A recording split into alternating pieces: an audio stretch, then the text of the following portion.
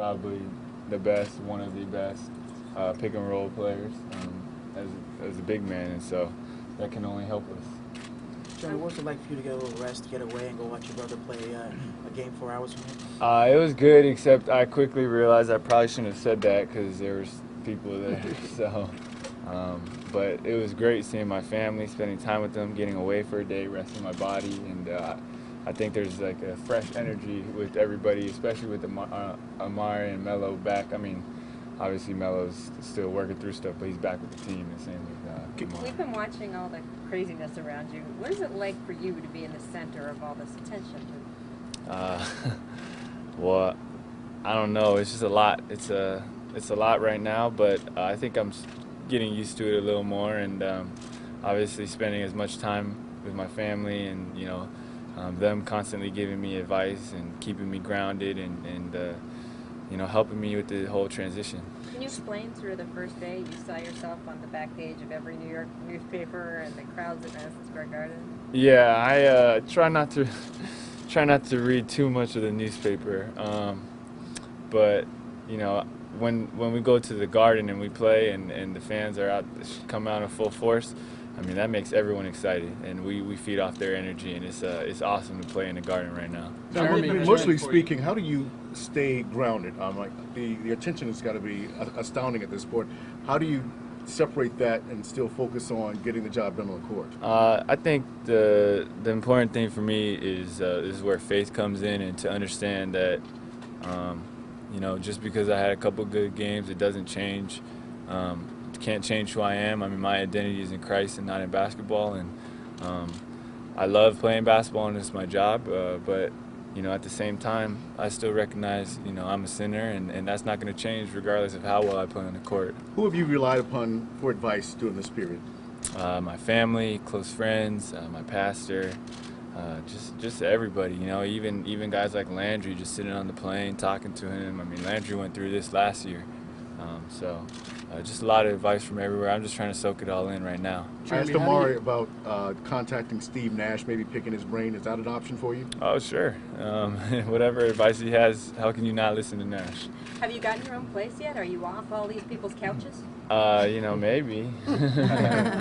Are you worried? Are you having fun with all of this? Yeah, I'm having a lot of fun. I think at the end, when you remember teams and when you look back on seasons, what you really remember is your teammates and the moments that you went through with your team.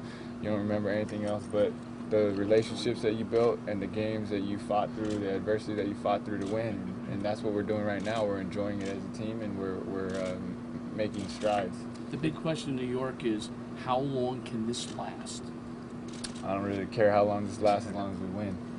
To be honest, as long as we keep winning, that's what we're talking about on this end. So, I'm not really too worried about anything but, tomorrow's game, which, is a winnable game, the one after, which is another winnable game, and then moving on from there. Coach, I documented that you learned the game from your dad, and your dad learned the game from watching tapes of players like Magic Johnson. Is there a particular point guard you ever aspired to be like or emulate your game after as you were growing up through the years? My idol was Michael Jordan, obviously, with like every kid.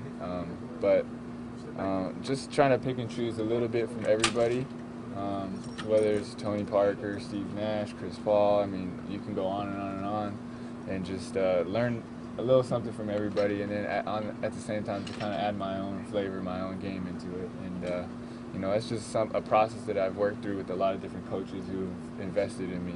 Jeremy, I know that your focus has been the game and your faith and your family off the court.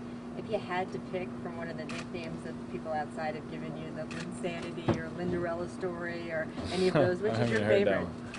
I like Jeremy. I like Jeremy. Another creative one might be Super Nintendo, because I played that growing up. So.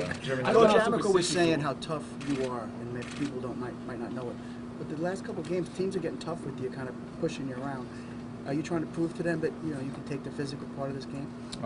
I think the beauty of basketball is when they're more physical, you can draw more fouls, and you can get to the line, and you get people in foul trouble. So, I don't mind people being physical with me, and I have big enforcers behind me as well. So if anything ever happens, I just run and tell Tyson to take care of everything. I don't know how superstitious you are, but since you started this run, you've been couch surfing. Now that you're going to be getting your own bed, are you worried that your game may change? No, I don't think that has anything to do with it. Jeremy, how can it work when Carmelo and Amari return, and Amari's coming back for tomorrow's game? Can the three of you guys work together? Do you think that there can still be the same cohesiveness?